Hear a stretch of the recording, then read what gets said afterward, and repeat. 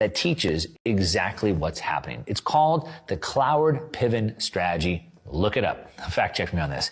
It was first proposed in 1966 at Columbia University by a professor named Richard Cloward. And you know who went to Columbia? Who was taught this curriculum at Columbia? Well, lots of notable presidents, cabinet secretaries, and attorney generals. To name a few, remember 2016 who was president? Oh, Obama. Yeah, he went to Columbia. Madeleine Albright, U.S. Secretary of State. Anthony Blinken, current U.S. Secretary of State. Harold Brown, previous Secretary of Defense.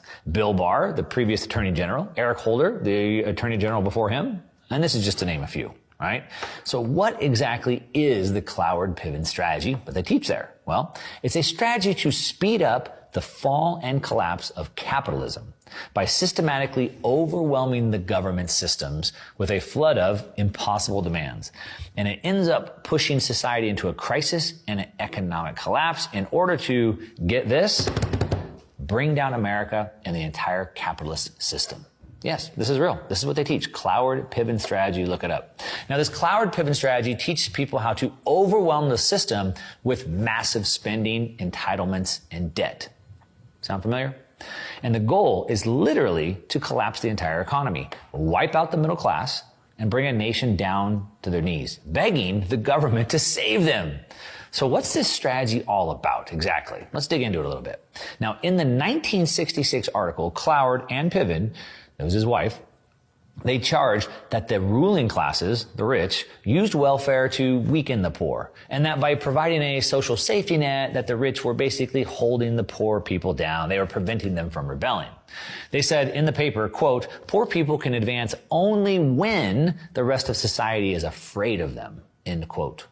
Cloward told the New York Times this, quote, on September 27th, 1970. Now, rather than giving the poor, government handouts, wrote Cloward and Piven, activists should work to sabotage and destroy the welfare system because, as they said in their own words, the collapse of the welfare state would ignite a political and financial crisis that would rock the nation. Poor people would rise in revolt, and only then would the rest of society accept their demands. What a strategy. Now, the key to sparking this rebellion would be to expose the inadequacy of the welfare state. Cloward-Piven's early promoters cited radical organizer Saul Alinsky as their inspiration.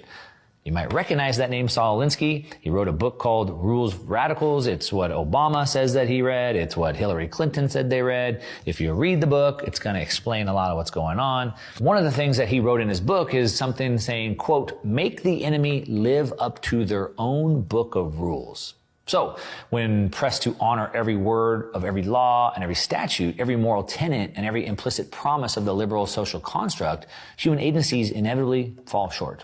The system's failure to, quote, live up to its rule book can then be used to discredit it altogether and to replace the capitalist rule book with a socialist one. So that explains the plan. But how did they plan to implement it? Okay, well, a key component of the plan involved fooling the voters by calling yourself moderate and a uniter, even though you're a radical Marxist, and to never, ever admit what you really believe in.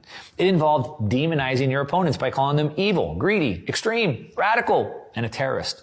Look in the mirror and call your opponents the very things that you are. The plan teaches to always hide your true intentions, or in other words, lie or misrepresent, whatever you want to call it. Obamacare is about saving the uninsured as opposed to, income redistribution. Government regulations are to protect us from global warming as opposed to, wiping out small businesses.